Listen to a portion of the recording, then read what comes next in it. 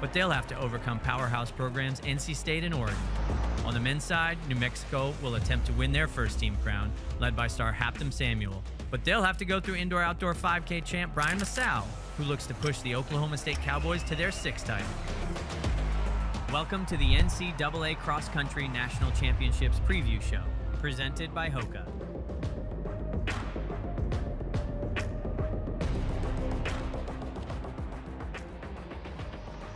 Live from Columbia, Missouri, we're here at the Kitchen Grill & Games. Steps from the Gans Creek Cross Country course, which will be the host of tomorrow's 2025 NCAA Division I Cross Country Championships. Welcome to the FloTrack XC Raceday show presented by HOKA. I am Ryan Fenton from FloTrack alongside my team up here, John Davern, Krissy Gear, and GIbson. Guys, how are you doing? I mean, we are living. We're in Missouri. It's my first time in Missouri. Let's go. We got Missouri folks. Krissy, how you feeling? I mean, I already thought I was excited to be here, but just the people I'm in the room with are bringing so much energy. It makes me even more amped. Yo, we're outside. We are here at the National Championship. MIZ? Yeah.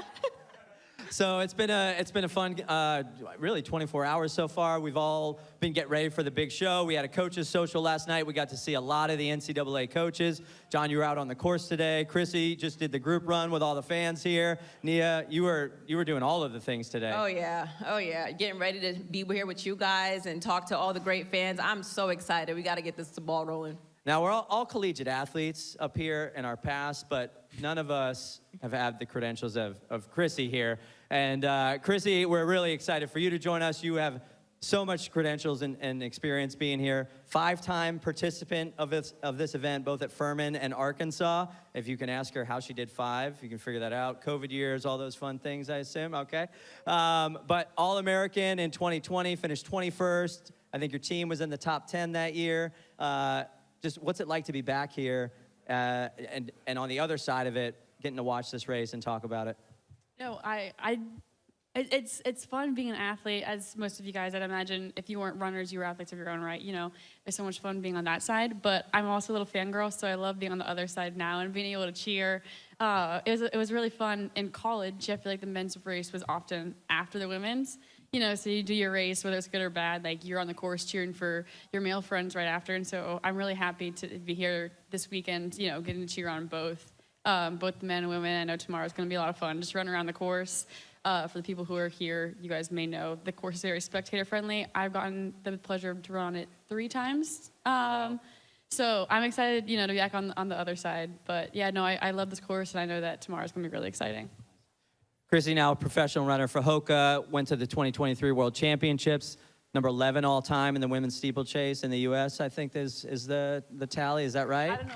It might have been at one point. I don't know about now. I just feel like the sport's moving so much. I might be bumped out to like 20th, you know. 9/11 in the steeplechase. She is fast. So really excited to have her up here to talk XC with us. We're going to look ahead at what we're gonna have on tap tonight. A number of things that we get to go through with this crew. Season ahead and how we got here. You know, you guys have been talking about this all year, so we're going to look at what were those key moments that got us here to Columbia. We got the regional champs, all of the teams that competed about a week and a half ago that won their regionals to get to this moment and have a chance on that starting line tomorrow.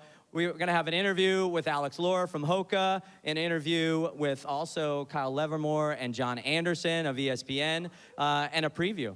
That's why we're here today, to talk about who's going to win tomorrow, and we're going to get the take from John, Krissy, Bryan, and Nia in just a few moments.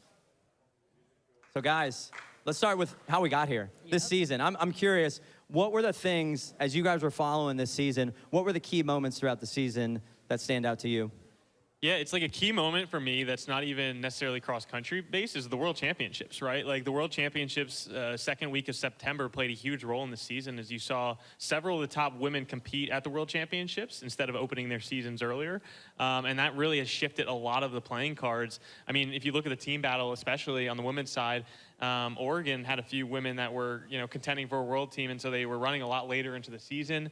You saw that with Doris Lemnagole and as well as Pamela Kosgei. So it's really kind of changed the realm of what we kind of expected. I think one of the big surprises looking into the summer from what we saw during the spring was Jane Hedegren not going for Team USA. And I think that was a genius move for how well she's running now.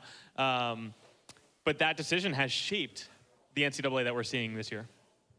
Yeah, I guess, I mean, in a similar vein to what John's talking about, I just feel like the landscape's changed so much, where you do have people coming back from running at the World Championships, you know, and then you also have people who, you know, they just finished their high school year, and so it's really cool to see how, you know, if you want to call it ends of the spectrum, both ends of the spectrum come together and just bring this new unprecedented depth that we've seen that I think brings so much excitement. And it's really cool to see such teams that have been historically dominant, you know, like OSU on the men's side.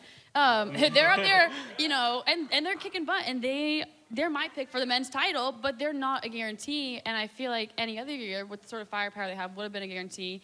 But now there's so many teams that, you know, we have ranked from 2nd to 16th who you can move them around so much. So it's really cool to see, you know, who's going to have it on any given day.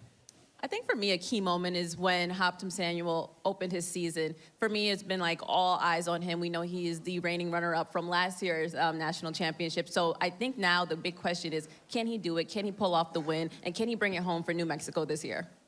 Yeah. I think to that point, I mean, she's referencing Nuttycombe. That was arguably the most important meet of the year in terms of seeing teams at their full potential. And then heading into conference weekend, we saw a lot more of that. Well, let's take a look at the men's regional champs that happened again just about a week and a half ago. These are the teams that qualified across, and I should say won across the 9 regions to get here to Columbia to represent. So Northeast, Syracuse, out of the Mid-Atlantic, you got Princeton, out of the Southeast, Wake Forest, Great Lakes, Notre Dame, South Central, Tulane, you know, not a name you see on the top of the rankings, so shout out to them. On the mountain, you got New Mexico, who we were just talking about, and the West, Oregon, and the South, Alabama. So, guys, anything to note from what you saw out of the men's regions? Any surprises from those champs? You skipped Oklahoma State. Did you guys catch that? Did you catch that, Midwest? Did you catch that, Midwest? Oklahoma State, there you go. So I completely missed the question because I was like already had that. Hey, well, that was a surprise. I said any surprises, and you called any it. surprises? Yeah, that was your surprise. You know, that Northeast region, it's a little bit weaker, but Syracuse has proven this year. Not Syracuse is, but hang on. You gotta let me get my second point, because Syracuse has proven that they're a really strong team this year. Going into the season, I would not have pegged them as a team that could finish top 5, top 3. And I think we did have a couple predictions where people were like, hey, they could finish top 3 at this NCAA championship if all things go their way. The thing that's going to really play into their favor, and we'll talk about this more later, is the weather, right? Like, they're coming from cold. You ever been to Syracuse? Nia has. It's not fun up there. We don't cancel classes for anything. It could be like 2 feet of snow. All they'll tell you is, okay, classes are still in session, but here's first signs of frostbite. So I think if anyone can pull it off, it's the Orange. And they've already had snowstorms, like, legitimately up in northern New York. So it's like, so anyway, they were my surprise. So this summer for them tomorrow, it's going to be good. Yeah, it's hot. Yeah. It's hot for them. Well, let's take a look at the women's side and the champs that came out of each of those regions. And as you walk down through, Boston College out of the Northeast, and West Virginia out of the Mid-Atlantic, NC State from the Southeast. You had Notre Dame, as similar on the men's in the Great Lakes, Oklahoma State. There you go. Mm-hmm. Both men's and women's champs. We have Texas A&M out of the South Central. Mountain was New Mexico, 2 points over BYU. Stanford women over Oregon out of the West. And then in the South, Florida came out as the team champs. What stood out to you from last week on the women's side? Probably Stanford. I think Stanford for sure. We know Amy Bunnage came back, and I think that was a huge difference maker for the team. I know we were talking about them a lot, and again, we will also get into this later because, so as you guys know, John Davern, he does run our HOKA ranking systems for cross country, and after that regional performance, they jumped up 7 spots, entered the top 10. So it was definitely an interesting storyline for sure. What about you, Krissy? Yeah, I hate to kind of glance over, and we talked about the champions, but I think what touched me the most was the second place finisher. I'm going to get the region wrong, but Northwestern, you know, they ran great as a pack to nab that second auto queue spot. So that was something that really, you know, stood out to me. I feel like there's someone that we maybe didn't fully give as much credit to as we could have during our rankings this season. Northwestern has been scary, like a really, really strong team at the Big Ten. And another team, like on the women's side, that has really impressed me throughout the year is South Carolina. I think an SEC school, especially with the roster limits right now, it's kind of crazy that SEC schools can still be so competitive. I mean, I don't know the complete breakdown off the top of my head, but we were doing the math, and I think it was like 6 or 7 on the women's side that made nationals, which is insane. From one conference, the SEC, with roster limits. Like, kudos to them. Well, we're going to talk more about these teams in just a little bit. We are going to head to a quick break, and when we get back, we will have Alex Lohr from HOKA with us up on the stage to talk about XC, their NIL, and all things running. We'll be back with you in just a minute here at XC Race Day.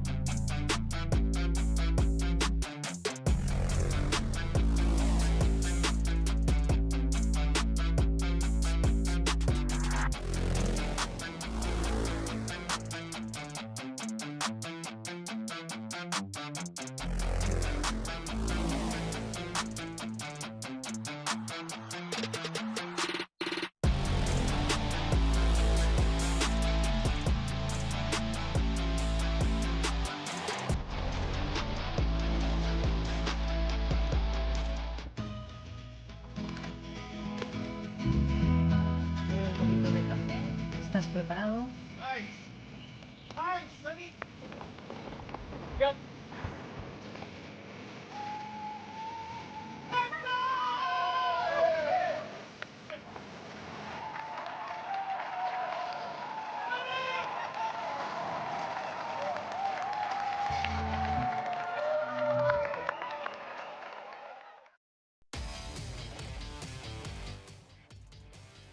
We are back with FloTrack XC Race Day presented by HOKA here live from Columbia, Missouri, the night before the NCAA Division I Cross Country Championships.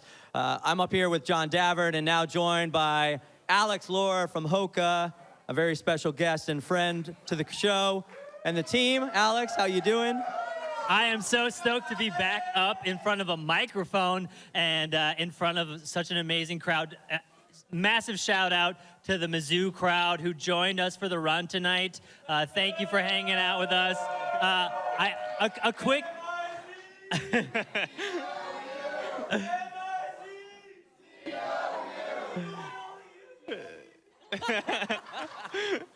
A quick anecdote. We got to the course to take a quick picture. There was a gentleman who was guarding as security, and he said, "Sorry, guys, the course is closed." I was like, "Hey, guys, I'm sorry. We just want to take a quick picture." And he goes, "You want me to take it?" So shout out to the Missouri community for embracing this moment. Yeah, great security and great accommodations on that photo. So yeah, great group run right before the show. And Alex, you've been here before. You've had a lot of roles at this event before. Before we get into that, where is the mustache, my friend? No mustache this year. Apologies, team. It's great to be back and part of Stashies at Nashies and with one of my good friends, Ryan Fenton, whose friendship is just as strong as his mustache. And I hope to bring it back next year. A reminder to the crowd, make sure your votes get in. Put the Stashie on the Nashie you're voting for this year. But good to be back. Happy to be part of this. And thank you for putting a microphone back in my hand. It was a bold decision. So you ran at South Dakota State University, is that correct? Shout out. The South Dakota State University. The Princeton of the Plains, yeah, they say. Tell me about that experience. South Dakota State, a really unique school. Our coach, Rod DeHaven, is such an idol of ours. And we do have an individual qualifier this year. And also shout out to alum Joel Reichow, top American finisher at New York City Marathon. So the Rabbits are still running. Alex, talking about experience cross country, I mentioned you've been at this meet many times. Alex was actually part of the FloTrack team for a number of years back in the early years, so he was covering this meet for FloTrack, doing shows like this with us. Now has been involved in the industry for a number of years on the shoe company side and in other media. So I'm just curious, what do you remember from those early days, and what have you taken through the years of experience now just across the running industry? What I remember from the early days when we first covered NCAA cross is just working so long days at Terre Haute, being so cold, so freezing, and being desperate for food. And a very kind, I think it was a Georgetown mom, walked up to me, tapped me on the shoulder, and she said, "Do you need some food?" And she walked me over to her truck and gave me some of their leftover barbecue. So again, I keep harping on this community. I love it dearly, and I love cross country so much. And I think, you know, the cross-country moment, NCAA cross, the only moment I can really align it to, if you can stand on the finish line of a UTMB trail race, a finish line of a Western States or NCAA cross moment, like truly those are the most beautiful moments, I think, in our sport. And there's a through line to all those things. And I think that's why, you know, I love that our brand can be a part of this moment and be a part of some of those other moments in the community. I think I've probably said it like 20 times this year, or not even this year, this week, that like the NCAA cross country championship is the coolest event in track and field athletics cross country. Like, it's just this crazy, exactly, crazy culmination of just hard work, effort over a crazy long training block, and to qualify for this has to feel. I never had the honor. Ben? No, we missed it by like 2 points my final year. It still hurts. Thanks for asking. So never had the honor, but it's got to be cool. You know, but speaking of, you know, you guys have a few standout athletes on your NIL roster. Pamela Kazgai, Haptum Samuel's another. You know, two of the stars, two of the contenders as we go into the weekend. Talk to me a little bit about your program and just kind of the big names that you guys got for you.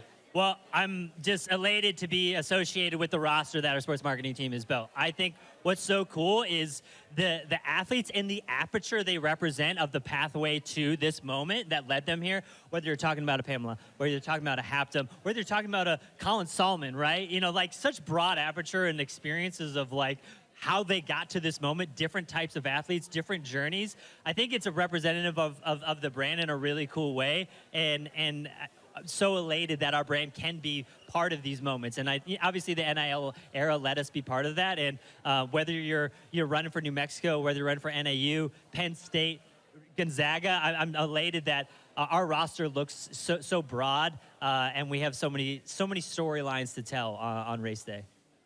And some big storylines. Haptum and Pamela, both two of the favorites out there on the individual side, and their teams very strong contenders out there as well. So I do got to ask before we let you go.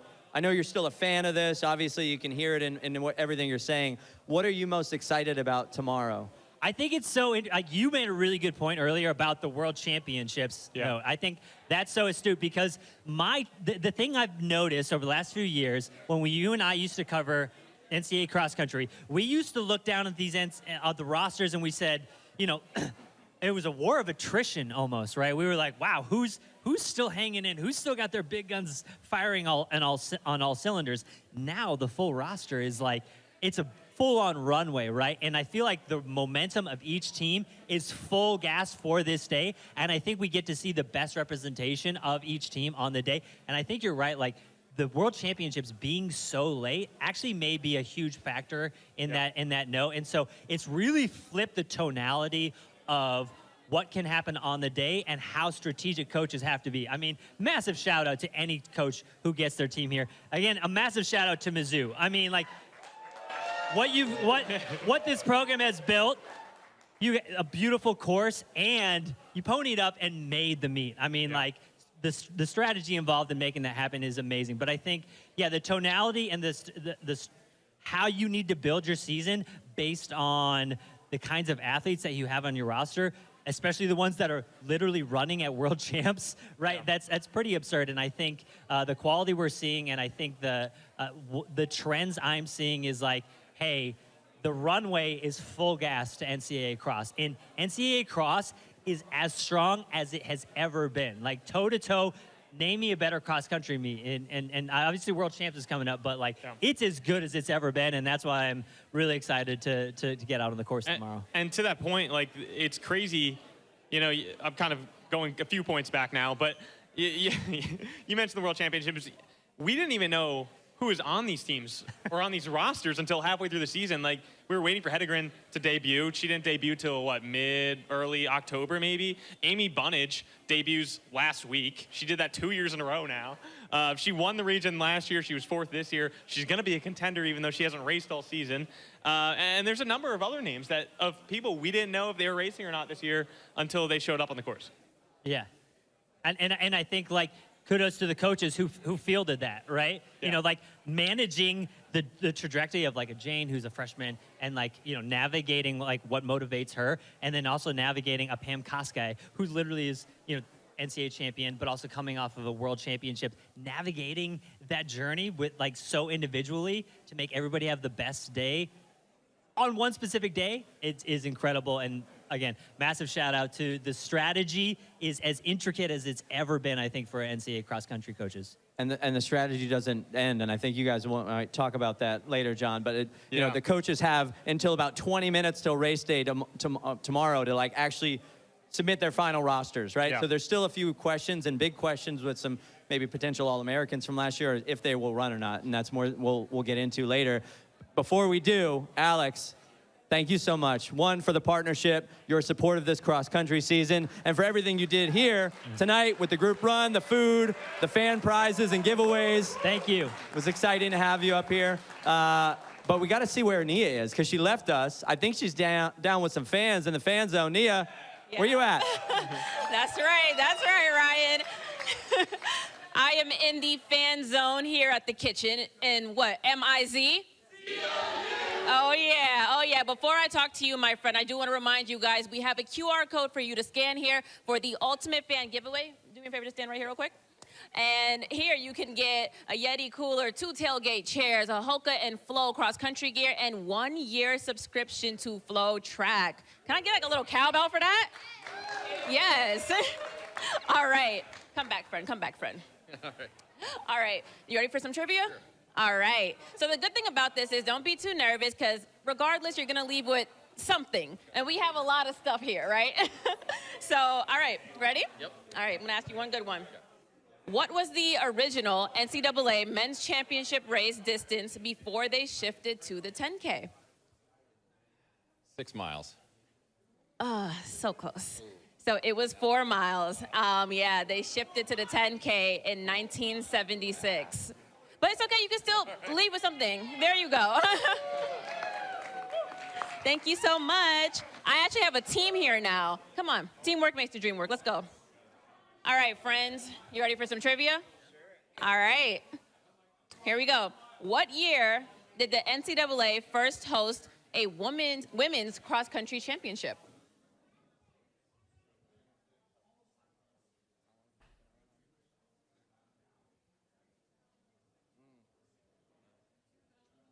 Don't be too nervous. Remember, you still leave with something.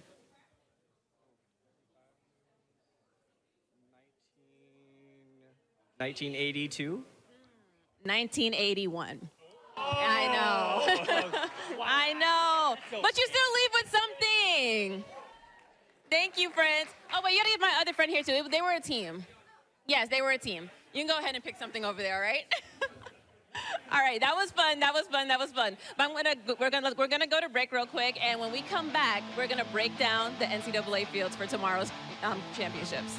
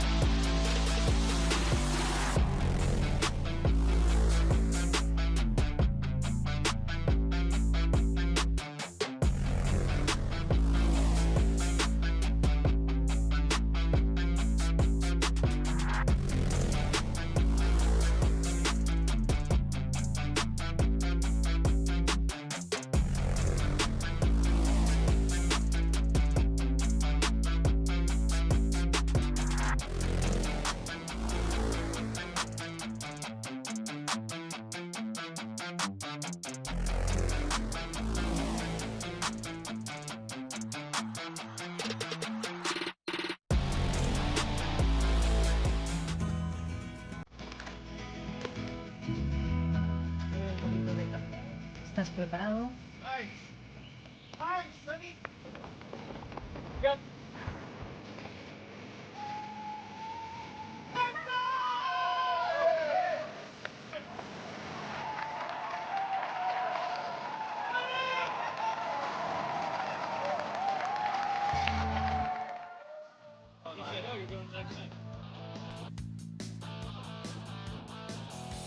All right, we are back here, and we're down in the fan zone, and I found a special guest we talked about earlier, John Anderson. How you doing? I am tired, I am overweight, and I can't wait to watch other people run in my place. So years at ESPN, you'll be on the call tomorrow for the NCAA Cross Country Championships, which will be live, but I gotta ask you, this is your alma mater, 1987 graduate, part of the track team. What's it like? You've covered some of the best events around the world. What's it like to be here for this event tomorrow at your alma mater, at your home, at this home course? Well, people have crowded up my restaurants that I could usually go to, but I guess that's okay. No, it's spectacular. It really is special, and I hope we have gotten across to people how big a deal this is here in Columbia. Like, that everybody from around the nation, team-wise, which means athletes from around the globe, are here to run. And hopefully people realize how special it is. And to do this and get to sleep in my own bed, which is amazing. The only bad part is I don't get like $61 per diem for being on the road. And maybe I could fill that out if I wanted to, but it is great. It's nice to highlight Columbia. It's nice to highlight the university. The course is great. The people here, I hope everybody feels, are great. And there's just a ton of history here. And I hope then we can take off from here and it helps the program. We have, you've been a staple now in coverage of this sport. You were at the coaches event last night. I know this has been just a special couple years for you getting involved. What does this community mean to you? Well, it's neat to come back, right? I was here for 4 years, but those are the years that I really kind of matured as a person, like we all do in college, which is why it's really nice. And so to be back in this community, like, I feel at home, right? I came from Connecticut. I lived in Connecticut for 25 years, and people say, where are you from? Like, from Wisconsin. I went to school in Missouri. It was always my answer. And even now, people are like, where are you from? I've never once said Connecticut, even though I was there for 25 years. Good years, happy years, not mad at anybody. So I do feel like this is really home for me. It was easy to slide back in here. The only creepy part is I teach a class right now in a classroom that I used to sit in, right? And I'm like, I wonder if they're thinking the guy in front of the room is as big as a bozo as I thought when I was in the room, thinking, who is this clown?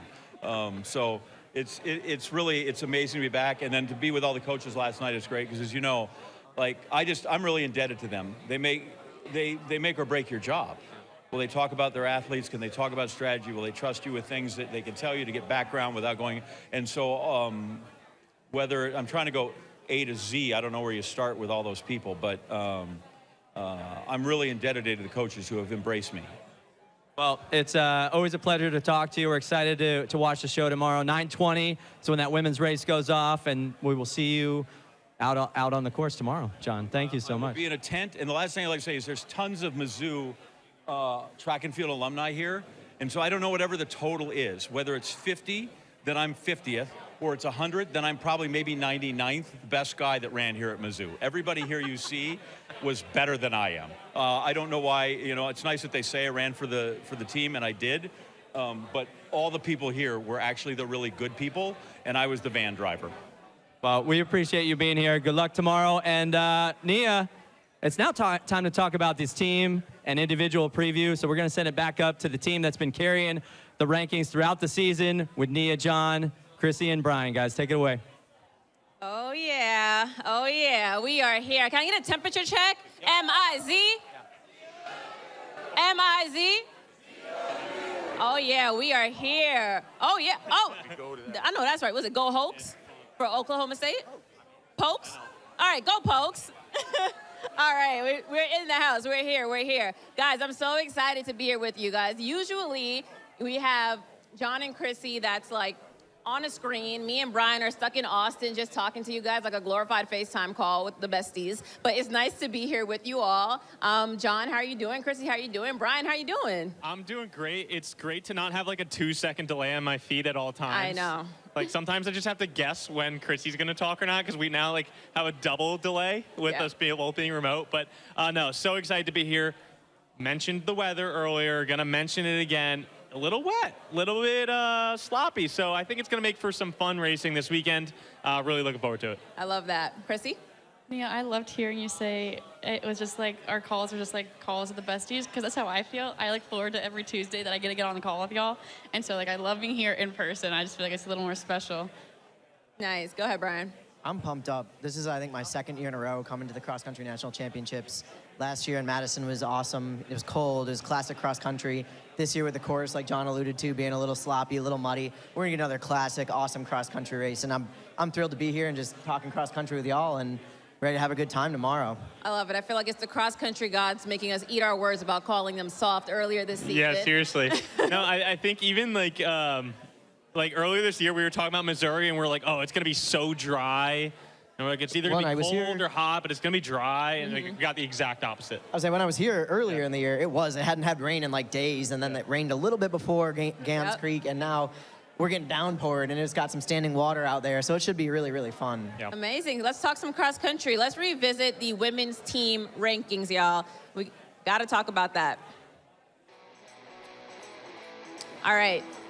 Just a reminder, we had NC State at 1, Oregon at 2, BYU at 3, Florida at 4, Notre Dame at 5, Iowa State at 6, West Virginia at 7, Oklahoma State at 8, New Mexico at 9, and Stanford at 10. That's basically snuck into the top 10 after regionals. And then we'll talk about the individuals in a quick second. But, John, I want you to talk about, or just remind the crowd, what really went into that top 10 this week. Yeah, you'll see the individual rankings now on your screen. You know, the top 10, you know, largely decided, especially based on what we've seen recently. So you're really looking mostly at conference and regionals as our really determining factors. Now, there is a wild card that I want to talk about. BYU. Bryan, you just had a text message exchange with a very important person. Talk to me about what you found out for us. Yeah, I reached out to Diljit Taylor. You made a good point. We saw Jenna Hutchins out there on the course warming up with her team. That would be phenomenal and crazy if she was out there to run. Diljit said she's not 100% going to run her. She might run Zariel Makia, I believe is what she said. But yeah, it would be awesome if Jenna ran. She's kind of on the fence, but it seems like Zariel she's leaning towards. Jenna would be huge, though, for BYU. She has not run yet this year. She had a breakout, amazing season in track last year. 10K at Bryan Clay, ran phenomenally well. Last year, I believe she was All-American in cross country. So if you add her to the roster, that'd be huge, huge things for BYU. And as we mentioned, now these coaches have until 20 minutes before the race to put in their declarations, which to me is insane. Like, I can't imagine like having to make that decision at the last minute. But these coaches are not going to make that decision until they literally have to. It is crazy. It is crazy. I feel like in the back of their head, they know, though. Like, you know what I mean? Like, as a coach, like, you know who's prepared, who is ready, who's got it unlocked, who's dialed, you know? I mean, I think they give them that time, and they probably will take every single minute of it, like you mentioned, but I think ultimately, like, they'll trust their gut and they know. And Jenna Hutchins, I'm going to talk about her a little bit more because she is so important for the team score. She's a returning All-American. Going into the year, there were some question marks. There were question marks all throughout the season. We haven't seen her race yet. If she runs, it'll be her season debut. And so a lot of question marks about BYU because with her in the lineup, those team rankings look different, right? Very. Right now, we have NC State and Oregon 1-2 because of how strong they are up front. We know NC State has 3 women who could finish probably in the top 15 when you look at Angelina Napoleon, Grace Hartman, and Hannah Gapes. They have a couple of other women that are right there as well. Oregon, you know, we could talk about them all day. Their lineup is stacked with, again, that front-running power, Dalia Frias, Salon, Al-Udiz, a number of other women. BYU, we were concerned because Jane Hennegren was a strong number 1 from them. We knew they had Riley Chamberlain, who could most likely finish top 20, top 15, even top 10. But after that, there was a little bit of a gap, right? And so if you add Jenna Hutchins to the lineup and she finishes All-American again, that closes that gap, and suddenly it's a matter of who has the best day. I don't have anything to add to that. I feel like you pretty much said everything. that I was thinking, which, you mentioned NC State. I feel like BYU, maybe what we've seen so far, not to the same extent as NC State, but they do have the same superpower of NC State where they have more than 5 women who can be in that top 5. And if one drops out, there's 2 more right there to take the spot. There's so much depth on both those teams. But like you say, you add someone like Jenna Hutchins, who's an All-American, not in just cross country, but on the track. She's got great foot speed. She's running these championship races. She knows how to carry herself in NCAA. That can be such a make or break, factor in deciding who's going to come home with the team title. Hold your thought. I want us to remind real quick, individual women ranking, because we're on the subject, so I think it's a great segue into that. I still want you to say what you want to say, but just a quick reminder, we still have Doris Lemongole at number 1, Jade Hedegren at 2, Grace Hartman at 3, Pamela Koske at 4. And I mean, more often than not, obviously 5 through 10 did change around a lot, but something I want to definitely talk about is number 10, Amy Bunnage, going into that top 10 after opening her season last week at regionals. Go ahead, John. Remind me what you're going to say. I mean, I want to talk about Amy Bunnage here for a second. We mentioned her multiple times already today, but she is a legitimate threat because we have no idea what kind of fitness she's in. Right. She could be in amazing shape, and we don't know it. Right, and we know how strong she is. She finished 4th last year after running 1 race before that, and so she is a complete wild card. 10 doesn't feel fair. I feel like she should probably be 6, 7, but again, it's how do you rank someone? Oh no, I did not mean to do that. Yeah, sure, you didn't mean to say You set yourself up. Twice. That's set yourself crazy. up. No, but seriously, did not even consider her to be someone we should be worried about until last week when we see her race again, and it's all right, she's back in the conversation. And if I may add to that point, we know how good she is. She's a fearless front runner, and I feel like if you want to be in the mix, or if you want to be, a player in the stage today, especially, in this race specifically, that someone like Jane Hedegren is going to take it out, and you have to be a sort of fierce individual who's I don't know what's going to happen, but I'm going to put myself in that situation. And Amy, in her championship races, has proven that she is that sort of person. So I like where your head's at. And I want to steer the conversation a little bit because we've talked a lot about course conditions. You kind of just mentioned it there. Bryan, how much can the course conditions kind of alter what we're going to see tomorrow? I think a lot of us are pegging it's going to be Doris versus Jane, but I think Grace Hartman and Pamela Koske are also in that conversation. So, what do you have the weather kind of changing the conversation at all? I mean, yes and no. I think to extent everybody, you always hear that everybody runs the same course. They're all doing the same thing. Everybody's out there on the day.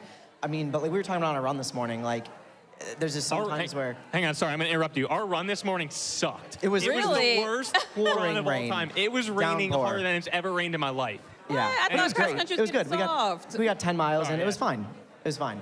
But we were mentioning on the run just how the men's race is a little differently affected. Maybe the women's race is a little affected. I think it does open the door up a little more for maybe some people to get in. But, if we're talking strictly on the women's rankings, I still think, Doris is looking strong. She's a defending champ, but I think we're forgetting that. Everybody's on this Jane train. That's my biggest issue with the public rhetoric right now is everyone's oh, it's Jane, Jane, Jane, Jane. And I'm you are forgetting that she just won the NCAA championship last year. She just competed at the World Championship, finished 5th in the steeplechase. Doris is not a slouch. Yeah. She's not going to just roll over and let Jane run away with it. You're not going to see a 40-second win tomorrow. You're not. Well, the other thing is, I got some interesting news about Doris, too, is that at the region meet, she made it to 4K, and she kind of shut it down. She turned down the volume, I guess, a little bit. I don't know what to say. She turned down the energy. She definitely started to conserve some to prepare and get ready for nationals. She knew she had the win. She was running away with it. So I think she's definitely going to be ready for this And I'm not race. saying that we shouldn't respect Jane. I think Jane is getting all of the respect that she deserves. I just think the public is disrespecting Doris a little bit. Okay. I would agree. I got a fun fact for you. This is a trivia piece. Okay, all right, It's a give it to trivia me. piece. I won't ask the crowd, but if Doris repeats, she would be the first individual since 2011, 2012 to repeat. That was Sheila Reed. Only 5 women have done so in history. Really? Yep. Well, it's a 44-year history, but wow. I mean, that's 25%, which is actually more than you'd think, but still. But still, that's a great thing to be a part of, no? Yeah, for sure. All right, with all that being said, we're talking about great things. We do have a coach's interview to show you guys. Coach Shalane Flanagan of Oregon, and here he is. They know that they're on the cusp of, doing something really special, and I think that just adds another element of excitement because, it's really rare to be in this position that you know, as an athlete and as a coach dream of, you know, gosh, back like 25 years ago, I dreamed of winning a national title as an athlete. As a team, I won one individually, but to like be here and actually have a chance to win one as a team is what I always wanted. So that dream was like started 25 years ago, and now here we are, and I get to be hopefully a part of something really special tomorrow. All right. I don't think it gets more heartfelt than that. We all know what Oregon is capable of, but Krissy, I want to actually ask you first. I want to ask you first real quickly, how important is it for you to have a leader that obviously leads you well, gives you the right workouts, but just trusts in you and your abilities, just really that belief?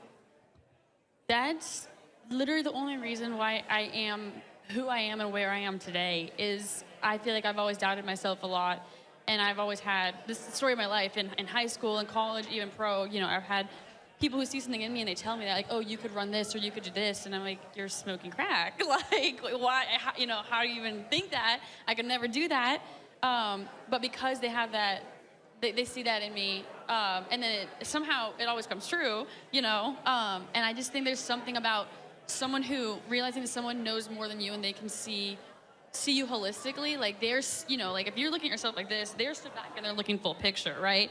And I just think someone telling you like you're capable of so much more than you realize can empower something like deep within you that like you wouldn't have been able to access yourself.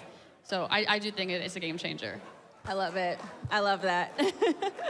All right, we're gonna stop on the women real quick and let's go right to the men's and remind people what the team rankings were for the men.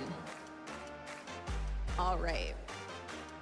We had Oklahoma State at number 1, New Mexico at 2, Iowa State at 3, Alabama 4, Virginia 5, Syracuse at 6, BYU at 7, Oregon at 8, Wake Forest at 9, and Colorado at 10.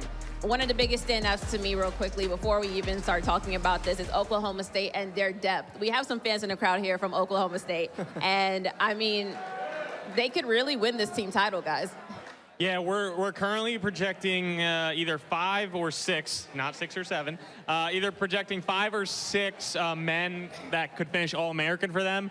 That's insane. Absolutely. Not unprecedented, but it's insane nevertheless.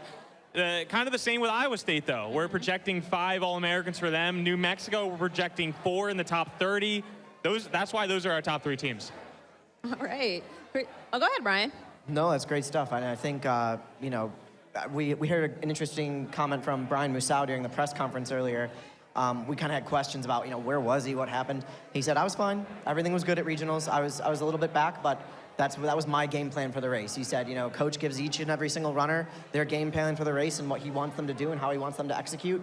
And that's what my game plan was, and that's how I executed. That's the way I read it. He said that a couple different answers and questions, but that's what the gist. Now, I will say, we were high on these two teams. I'm referencing Oklahoma State and Iowa State. Last year, BYU snuck in. I don't want to say they snuck in. We knew they were a good team. They were good. But we didn't have many people predicting that they would win that championship last year. They showed up on the day. They put olive oil on their skins, and they just went for it. They just went for it. Man, did they. Let me just go over real quick. Let's talk about the men's individual rankings real quick. And again, obviously remind the crowd, those back home, who was number 1, who was number 10, who snuck in, who fell out. Let's talk about it. Number 1, Hoptum Samuel. Number 2, Solomon Kipchoge. Number 3, Dennis Kipengetish. Number 4, Rocky Hansen. We've had our eyes on him for a little minute now. Number 5, Bryan Mazal. He did drop a little bit after regionals. Number 6, Kelvin Chariot. And again, obviously, one thing that we did talk about was 1 through 6 can go anyone's day, depending on the day and depending who wants to have a good day on a good day. Yeah, and we talked a lot about those top 6, but we're disrespecting a few. When I said that, actually, I said that. I'll take credit for it. We're disrespecting a few guys that aren't even in our top 10. I think Valentin Soka, CBU guy, a guy who's not, like I said, not in our top 10 based on how he's raced so far this cross-country season. But he did run at the World Championship. He did run 13:02 over 5K earlier this year. We spoke with Coach Sean Smith earlier today, and he said, you know what? He's a guy on any given day. He can go out and win the championship. And so it's really just depends on how he feels, right? So we'll see. I really want to hone in on the individual favorites, though. So, Krissy, what do you got out front?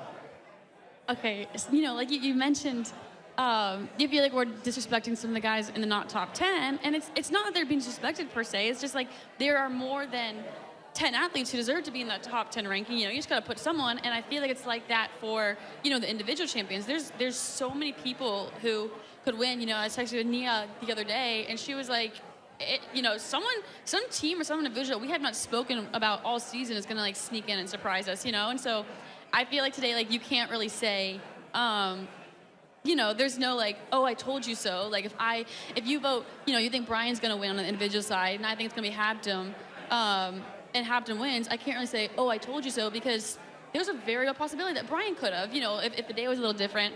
But that being said, Habdom is my individual pick, obviously. And I don't know if you mentioned on the women's side, but I'm on the Jane train. I would love to see any of the women who we have ranked, but but Habdom's my men's pick. I think he's been great all year. He has 2 runner-up finishes in a row, and I know he's really hungry to change that. And a hungry wolf hunts best, so I think he's got a little chip on his shoulder and something to prove. I was just going to say, I think your question was something along the lines of, who do we see maybe not outside the top 10? Yeah. And I don't think Gary Martin's on that top 10, is he? Gary Martin is not in the top 10. We heard from Gary Martin, again, at the press conference. He just really he didn't feel like he's had his race yet, right? Is that that was kind of his thing, is haven't quite had my race. I am feeling good. I'm feeling ready. I'm confident. I'm excited about tomorrow. I'm ready to get after it. And I think there's something to be said about that. When a guy knows he has more left and more in the tank to give, and again, we've been saying it all season. Anybody can have a good day. On a good day, why can't it be Gary Martin? Why can't he go out there and take it to the tape? And he also said that at UVA, and a lot of people say this, but at UVA, he said, we focus to peak at the right time. Tomorrow could be the right time for him. Speaking of right time, is it the right time for Rocky Hansen to steal the NCAA championship? I was talking to Bryan a little bit earlier today. I'm comparing Rocky to Patrick Tiernan versus Edward Cheserek. Okay. King Ches. Patrick Tiernan denied King Ches of his 4th consecutive NCAA championship. Is it a Rocky? Is Rocky ready for denying a Rocky Hoptum moment? Samuel a title? And granted, Haptum doesn't have the NCAA He doesn't have the title NCAA yet. title, but he has 2 runner-ups. finishes. Giving him a 3rd runner-up finish, you're saying? On paper, he's the heavy favorite. Wait, let's not get too much into the predictions, give away too much of tomorrow. But, okay, with that being said, I'm going to take us to break real quick. And when we come back, we will be talking to Kyle Levermore and John Anderson.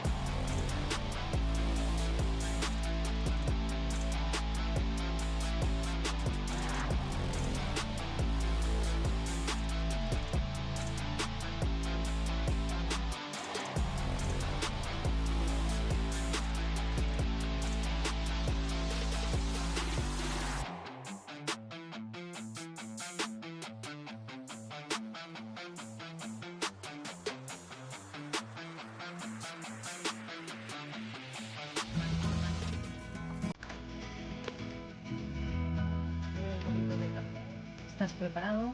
Nice. Nice, Sonny. Good.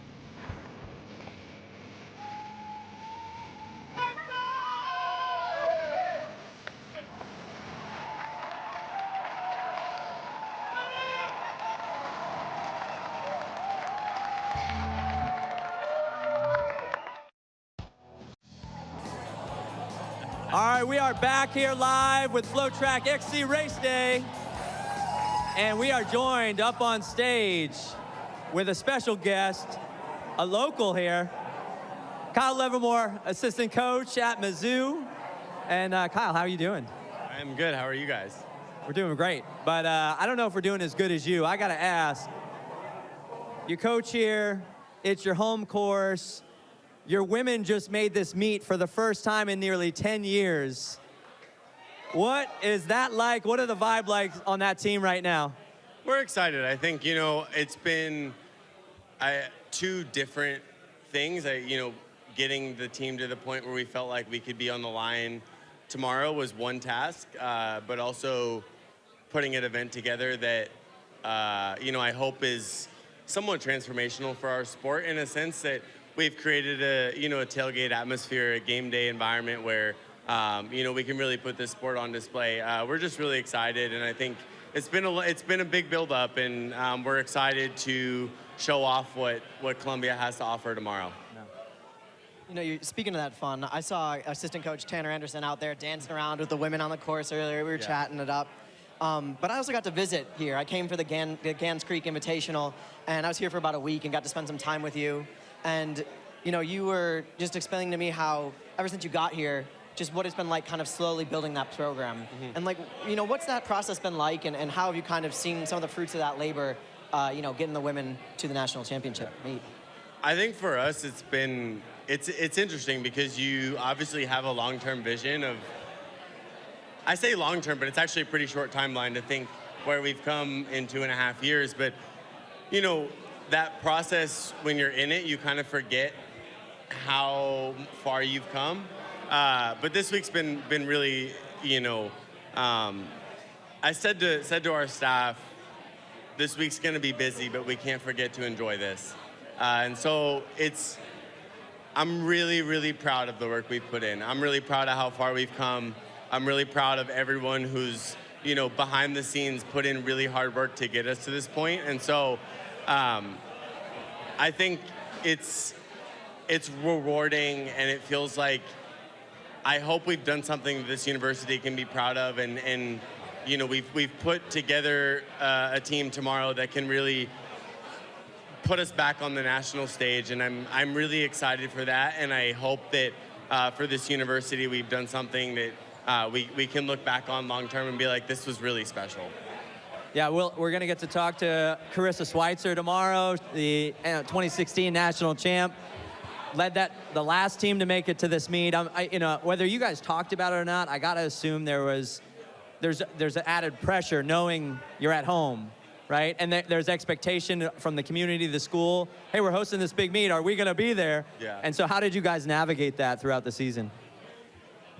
I told the women, I sat down with them in August and I said, there's no hiding from the expectation. There's no hiding from the pressure. And if we want to hide from it, it's gonna be our worst enemy. And if we embrace it, it's gonna be our biggest proponent to being successful. And so I think it's partially the way that we've packaged it to the team is that this is an opportunity, and I've got a team that's every single person on the team returns except one woman. And I told them this morning at the course, I said, I want you guys to look around, and I want you guys to take this in, because for a lot of you, this is the first NCAA championship that you'll be at, but it's not the last. And I want you to embrace it. And the comfort of being home is equal to the pressure of being home. And so for us, I think we've embraced the fact that we know that there was expectation, and I try to just dumb down that pressure by being honest about it with them. And so we talked about it in August, and we agreed that the most important thing for us was to stay in the moment and to stay present on one race at a time. And they've done an incredible job of that, and I think it's taken the pressure off.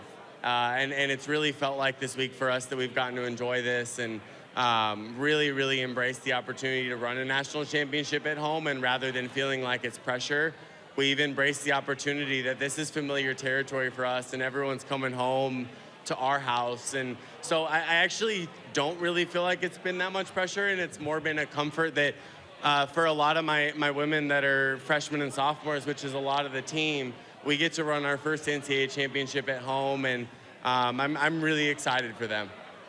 I love that. Turning the pressure more into excitement and enjoyment, and enjoying the process of getting to where you're going and how you're getting there. Obviously you ran at a high level, Oregon, Arkansas, coached at Georgetown before this. How have you kind of used those experiences and leaned on those to, build up and start to develop this team into what they are? And also, how's that, knowing that you've run before some of these circumstances, been able to instill, hey, in this situation you can do these things? Like, how do you use that to fuel the team? I think a big piece of my coaching philosophy and a big piece of who I am is being honest about the reality of where we are and what that requires. And a core pillar of our culture is just that reality of being okay with what the truth requires. And so I don't feel pressure to perform. I feel pressure to deliver for the people around us. And we're just really honest about what these environments require. We're really honest with them about what it's going to take. We've told them the things that they don't know. And I think when you have a young team that's experiencing things for the first time, it requires an honesty. And I think for us, we've just kind of been blunt with them about like what these environments are like. And I'm really fortunate that, my two assistant coaches have also been at this level. I have both of my assistant coaches are individual All-Americans in their own right. And so we've been able to kind of just like tell them the things that if you've never been here before and you've never been in this environment that you don't know. And I think it's allowed it to just be very normal. Like I told them tomorrow, it's going to be the loudest race they've ever been in. And if they think they're going to have time to process any thought, it's going to be too loud to think. And I hope that when they get on the line tomorrow, they know that. And so I feel like we've just been pretty proactive in all the things that they don't know because of how fortunate we are with our staff. And this is it's one step at a time. And I think this team, especially this women's team, has been really, really open to every step as it's come. Two quick things before you go, Kyle. It's been 8 years in the making, right, since this course was open to get to the point where you're hosting a national championship. We talked months ago about the excitement your staff had and the experience they wanted people to have at this championship tomorrow. So what's the one thing that the fans here should be aware of and ready for tomorrow at Gans Creek? Noise. Noise. I really... There we go. I really do think tomorrow might be the loudest NCAA cross country championship we've ever been at. And I'm really, really excited for what tomorrow's environment can put on display for the sport. Well, I know you were talking when I was here earlier, trying to get to 10,000 fans and reach the not the limit, but what's been done before, pass it. Any idea where you're at on ticket sales and what's it looking like? Hey, is anyone in the crowd from Mizzou Ticket or anyone? Oh, Anyone know how many tickets we've sold? Because I have no idea. We're gonna say it's a lot. It's gonna be loud. I'm sure we've oversold. I've only gotten people asking me for free tickets, so it should be a good day tomorrow. Well, I said two things. You answered my first one with noise. My second thing was like, can you lead this Mizzou crowd with some noise for us before we send you off? I can. M-I-Z! M-I-Z! Z-O-U! Oh, we got it. Love it. Nia, it is hype down there. Where are you at? I mean, how can I not be hype? M-I-Z! All right, guys, before we go, I have to remind you one more time. Please enter the fan giveaway. Just scan the QR code for a chance to win a Yeti cooler, 2 tailgate chairs, HOKA and Flow cross-country gear, and 1-year subscription to FloTrack. It doesn't get better than that, obviously. So look at all this up here, and I have to check in on my ladies back here. Shout out to the glass staircase. I know that's right. Everyone that is here at the kitchen, please feel free to come, take some swag, and it's gonna be a really good time. Yo, Ryan, back to you. Thank you, Nia. And thank you all for joining us tonight, for the run, for the show, for the food, for the swag.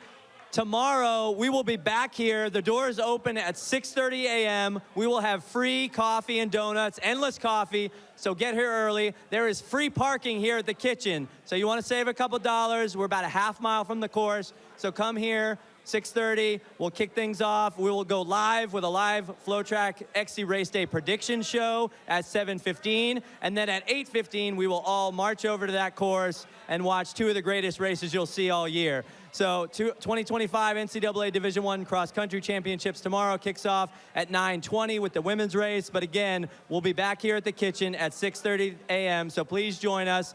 Thank you, everyone. And we are sending you off. We will see you tomorrow.